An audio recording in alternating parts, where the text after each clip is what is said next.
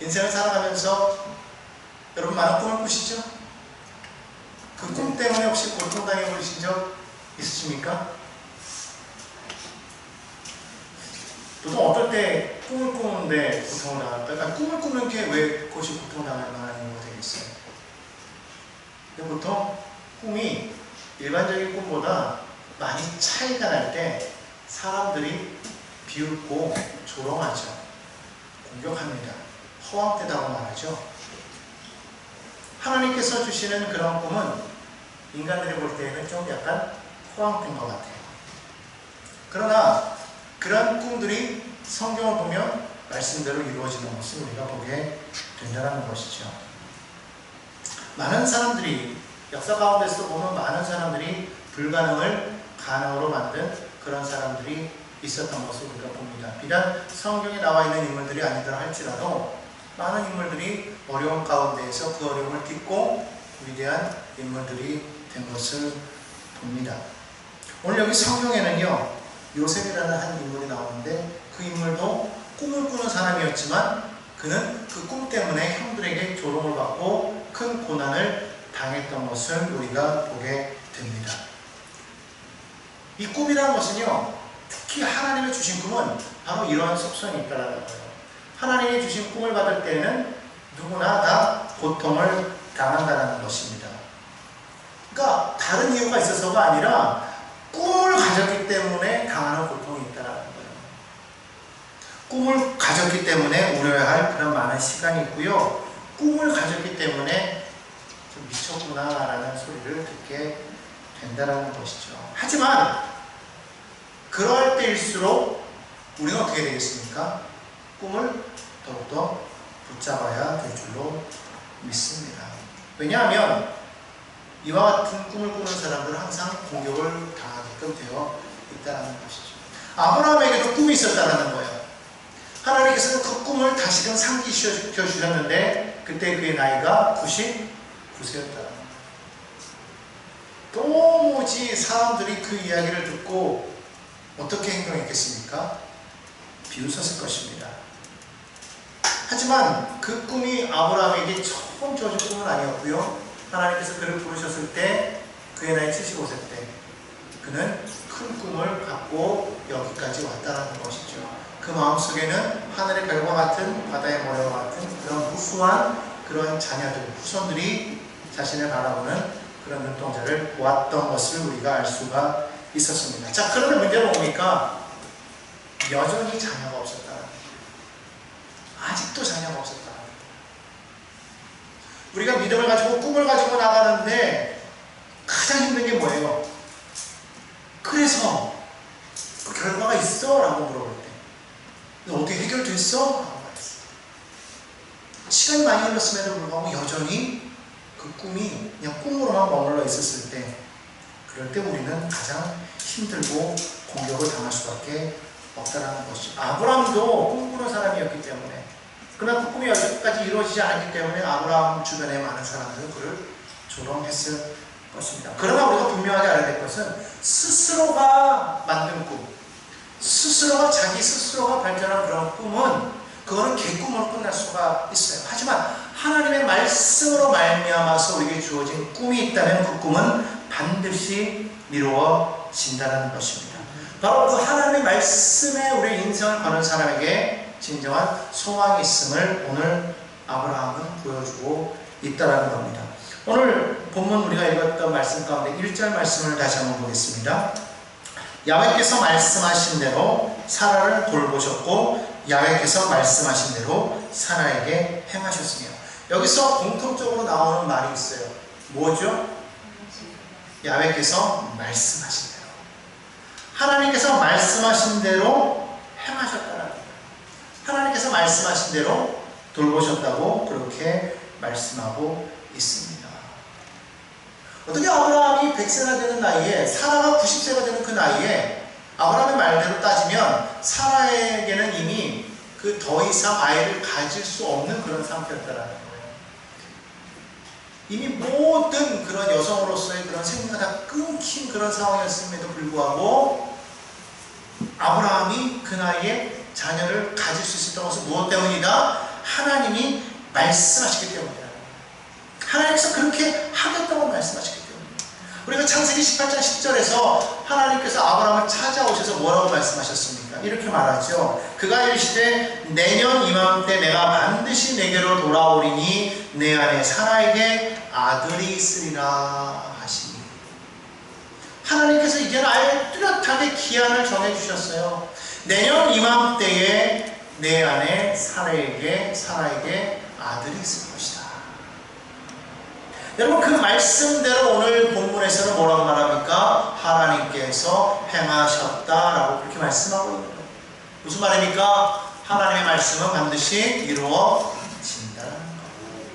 특별히 말씀의 건강한 꿈은 반드시 이루어진다는 것을 여러분 믿으시기를 바랍니다. 하나님께서는요, 아브라함에게 말씀하신 대로 하나님께서는 사라를 찾아오셨습니다. 그를 권고하셨고 찾아오셨고 말씀대로 사라에게 행하셨다는 거예요. 오늘 이것이 비단 아브라함과 사라에게만 이런 일이 일어나겠습니까? 믿는 우리에게도 동일하게 하나님께서 이루실 줄로 믿습니다. 그렇기 때문에 여러분, 우리 믿는 사람들이 우리 인생을 말씀에 걸어야 된다는 거예요. 말씀에 우리 인생을 걸 때 그 사람은 반드시 성공하게 되어 있습니다. 왜냐하면 말씀은 불가능이 없기 때문입니다. 처음에요, 하나님께서 이 말씀하셨을 때 아브라함과 사라의 반응은 어땠어요? 비웃었어요. 창세기 17장 17절에 보면 아브라함이 비웃었다고 했어요. 18장 13절에서는 사라가 비웃었다고 했어요. 왜냐하면 그들은 그냥 하나님이 말씀하셨고 그것 때문에 지금까지 꿈을 가져왔지만 더 이상은 안 된다라고 아마 생각했던 것 같아요. 왜냐하면 인간이기 때문에, 어쩔 수 없는 인간의 한계가 자신에게 있었기 때문에 아브라함은, 사라는 비웃었다는 것이죠. 자, 그런데 오늘 여기 성경에 보니까 2절에 뭐라고 말하고 있습니까? 사라가 아브라함에게 아들을 낳으니, 그렇게 말씀했어요. 아들을 낳았대요. 그리고 하나님이 말씀하신 대로 그 이름을 뭐라고 그랬어요? 이삭이라고 했어요. 이삭의 뜻이 뭐죠? 웃음이라는 뜻이에요. 하나님이 말씀하셨을 때 아브라함과 사라는 하나님의 말씀을 듣고 어떻게 했다고 그랬어요? 비웃었어요. 그런데 그 비웃음이 지금 무엇으로 바뀌었습니까? 진짜 웃음으로 바뀌었다. 여러분, 그렇기 때문에 하나님이 말씀하실 때 비웃으면 안 돼요. 그 말씀을 듣고 너무 황당해, 너무 황당무계한 거 있잖아요. 너무 뭐 말이 안 되는 거예요. 그렇게 말씀하셔도 하나님이 말씀하시면 우리는 어떻게 받아들여야 되냐면 무조건 아멘 하면 됩니다. 왜냐하면 이를 이루시는 것도 하나님이시거든요. 우리가 그렇게 하나님 말씀에 붙으면 내 마음속에는 비웃음이 막 솟아 올라와도 결국 그것이 무엇이 되더라? 기쁨의 웃음, 승리의 웃음이 된다는 것입니다. 여러분, 이걸 우리가 깨달아야 돼요. 세상 사람들은 우리 이야기를 듣고 다 조롱하고 비웃어요. 하지만 하나님께서 이루실 때 그들의 그 비웃음이, 그 조롱이 싹 사라지게 될 줄로 믿습니다. 그들은 그 모습을 바라보면서 이럴 수가 이게 진짜 된단 말이야? 허탈하겠죠. 우리를 조롱하던 그들의 그 조롱은요, 쓴웃음으로 바뀌어버리게 될 것이라는 겁니다. 여러분, 깨달아야 돼요. 하나님은 어떤 분이냐? 하나님은 그 말씀하시는 것을 반드시 이루시는 분입니다. 여러분, 이것을 반드시 기억하고 믿으시기를 바랍니다. 네, 사실 인간이라는 것은요, 한계가 있기 때문에 늘 말씀을 들어도 한편으로는 비웃게 되어 있어요. 아멘 하면서도 그러면서도 한편으로는 우리가 늘 믿음으로 기도하잖아요. 그래놓고 나서는 뒤돌아서 꼭 인간적인 그런 계산을 한단 말이에요. 이거는 그래도 안 되겠지, 될까? 이런 마음이 항상 내 마음속에 있어요. 근데 맞아요. 인간은 할 수 없다는 거예요. 인간이기 때문에. 그러나 하나님은 하실 수 있다는 거예요. 여러분, 우리가 이것을 기억해야 될 줄 믿습니다. 복음이란 건 뭐냐면 인간이 할 수 없는 것을 하나님이 행하셨더라. 그것이 바로 복음인 거죠. 그렇기 때문에 우리는 이 말씀에 우리 인생의 모든 것을 걸어야 될 줄로 믿습니다.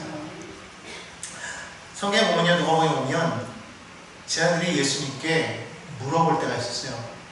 예수님, 도대체 천국에는 누가 가는 것이 좋습니까?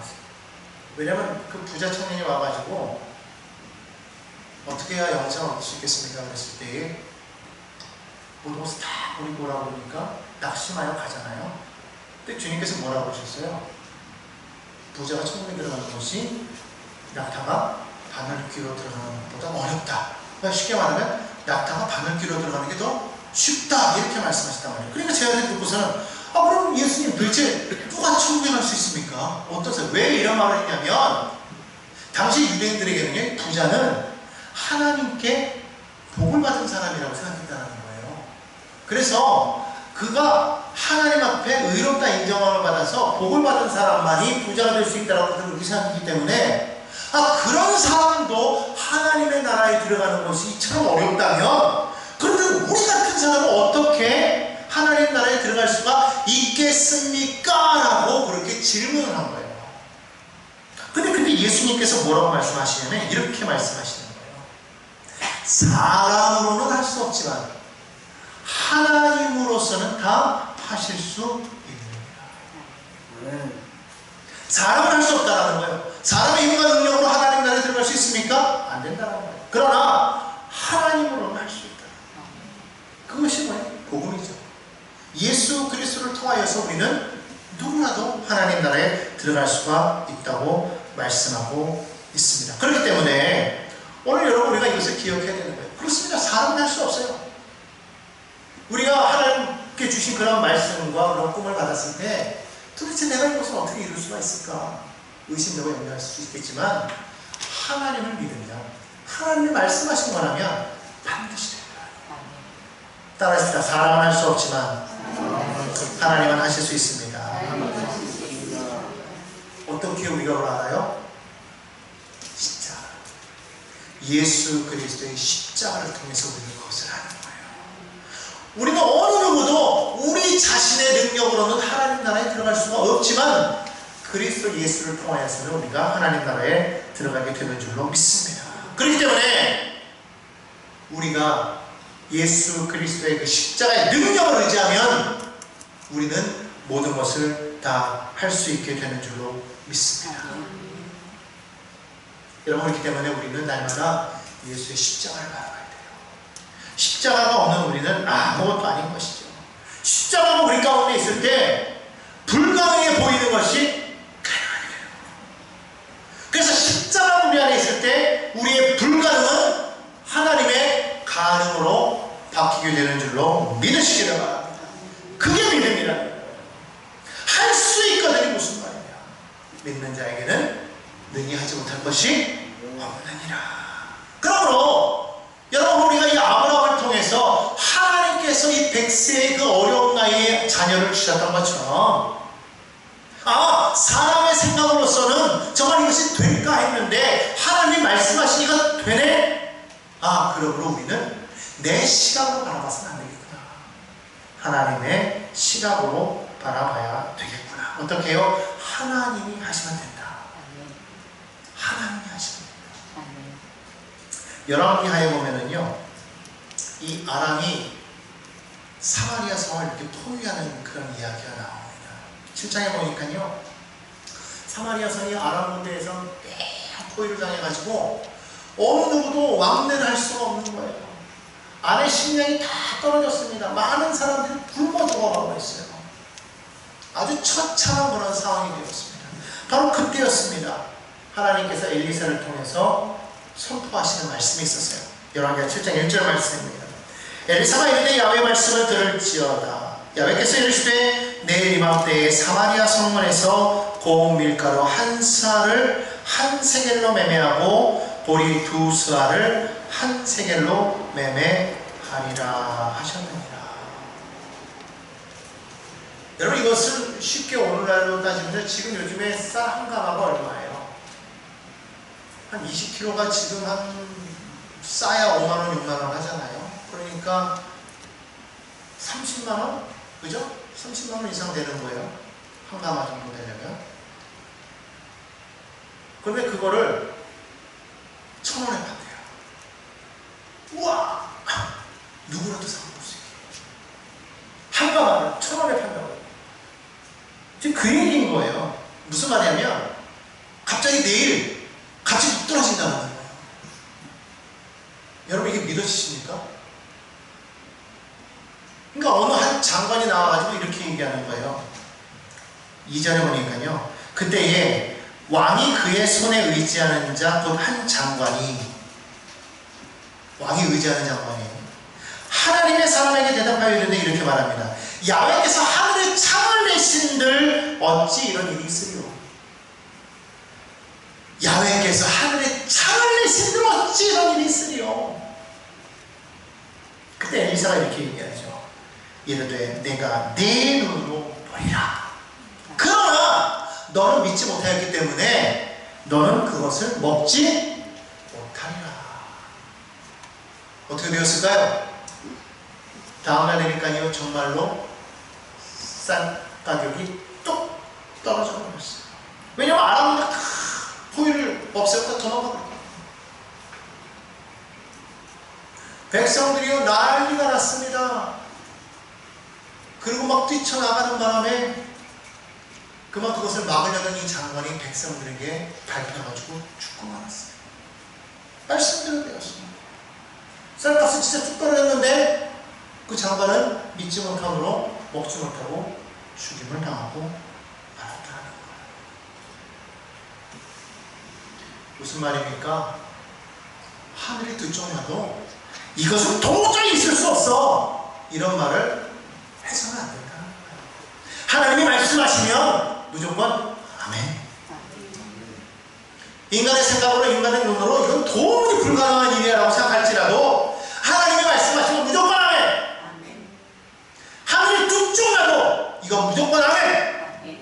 여러분 이런 믿음을 우리가 가져야 될 줄로 믿습니다. 여러분 하나님이 하시면 되는 거예요. 우리가 안 된다고 자꾸 말해요. 하나님은 하나님이 된다고 그러는데 왜 자꾸 안 된다고 하냐 이 말이에요. 여러분 보십시오. 적군이 그렇게 포위를 하고 있었는데 하나님이 행하시니까요 하루아침에 그들이 다 물러가 버리고 한 거예요. 여러분 인생 가운데도 이런 일이 일어나게 된다는 것이죠. 하나님이 행하시면 여러분을 둘러싸고 있는 여러분의 많은 어려움들이 하루아침에 다 물러가게 될 줄 믿습니다. 이것을 우리가 반드시 기억해야 합니다. 세상의 권력이 아무리 무섭고 세상이 아무리 두려워도 여러분 그것을 주관하시는 분은 하나님이십니다. 여러분 지금까지 보십시오. 역사를 보십시오. 세계를 지배했던 그런 많은 나라들 지금 어떻게 되어 있습니까? 다 사라지지 않았습니다. 아무리 지금 세상을 호령하는 제국이라고 할지라도 지금 그들 흔적도 없이 사라지고 말았습니다. 오늘 우리는 분명히 깨달아야 되는 것은 세상은 천지는 없어질지라도 하나님의 말씀은 영원히 변하지 않습니다. 오늘 그렇기 때문에 이 말씀을 믿고 이 말씀을 붙잡고 나가는 저와 여러분에게를 예수님의 이름으로 축원합니다. 말씀이 진리인 거예요. 그 진리인 말씀을 붙잡을 때 그 말씀이 우리를 자유케 하게 되는 줄로 믿습니다. 그 말씀에 묶이면 반드시 승리하게 되는 줄로 믿으시기를 바랍니다. 아 이거 정말 불가능한데요? 아니요. 하나님의 능력이 있으면 된다는 거예요. 그러니까 말씀을 의지하십시오. 말씀을 의지하면 불가능해 보이는 모든 일들이 반드시 놀랍게 변화되는 역사가 나타나게 될 줄로 믿습니다. 그렇다면 그 말씀이 우리 가운데 능력으로 나타나도록 하기 위해서 우리가 해야 될 일은 무엇일까요? 우리는 그 약속을 붙잡고 기도해야 된다는 거예요. 약속 붙잡고 우리가 기도할 때 하나님께서 역사하신 줄로 믿습니다. 그리고 그 약속을 붙잡고 우리가 그 말씀을 우리가 전할 때 그때 선포할 때 그 선포대로 역사가 이루어지는 줄로 믿으시기를 바랍니다. 하나님께서는 그 입술의 고백을 통하여 일하신다는 거예요. 따라하십시다. 하나님은 내 입술의 고백을 통하여 일하십니다. 일하십니다.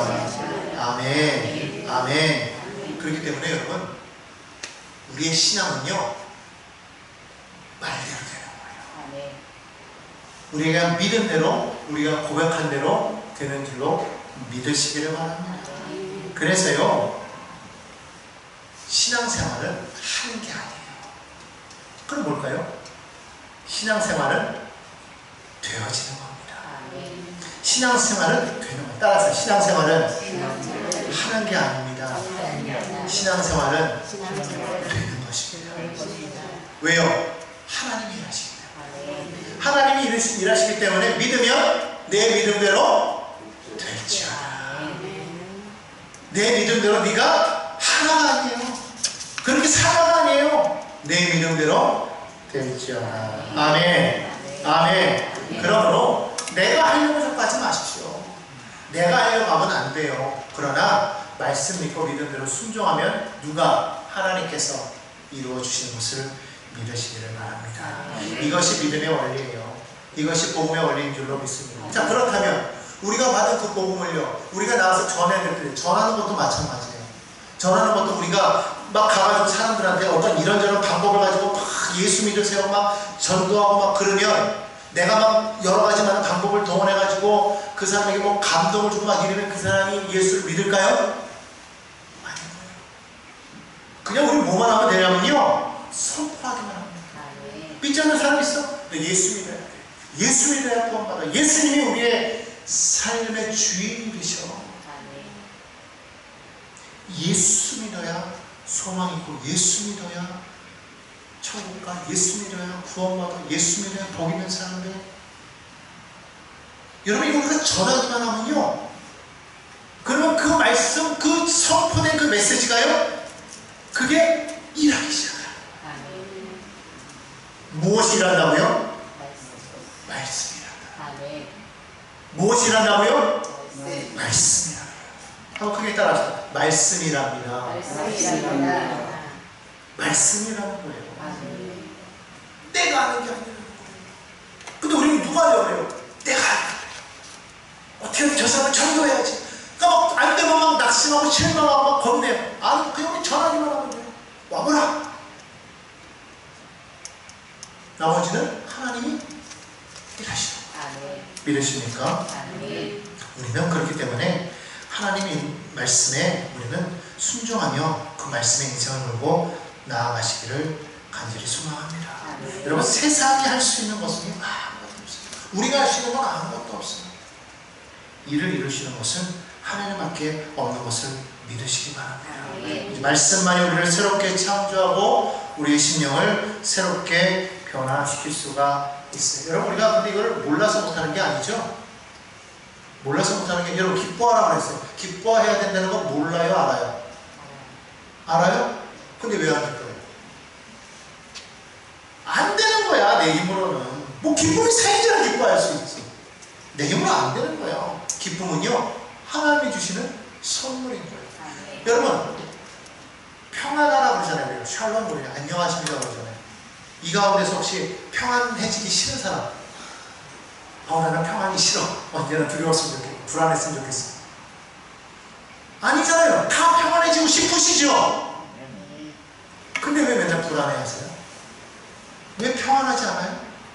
안 되는 거예요. 몰라서 못하는 게 아니에요. 하나님의 평안을 주셔야만 평안할 수가 있어요. 두려워하지 않고 싶죠? 근데 이게 두려워지는 걸 어떡하냐 이거예요. 그렇기 때문에 여러분, 우리가 안다고 해서 되는 게 아닙니다. 하나님이 행하셔야만 된다는 것이죠. 그러면 하나님이 행하신다는 걸 우리가 어떻게 알 수가 있어요? 말씀이 내 안에 들어와서 역사해야만 알 수가 있다는 거예요. 하나님의 말씀은 살았고 운동력이 있어. 좌우야 날싸움 것보다 예리하여 우리의 혼과 육과 영과 혼과 육과 및 관절과 호수를 찔러 쪼개린다고 말씀하십니다. 나의 부정적인 생각, 나의 낙심하는 마음, 그런 모든 미움과 증오의 마음들을 하나님의 말씀이 들어가서 쪼개는 거예요. 그 말씀을 붙잡아야 돼요. 그리고 그 말씀이 내 안에서 역사하게끔 하나님 앞에 간절히 기도해야 돼요. 그렇게 말씀으로 붙잡았을 때 백세랑 백세라도 기적이 일어나는 줄로 믿습니다. 아멘. 불가능이 가능이 되는 줄로 믿습니다. 그러므로 늘 하나님의 말씀에 인생을 거는 믿음의 백성들이 다 되시기를 주님의 이름으로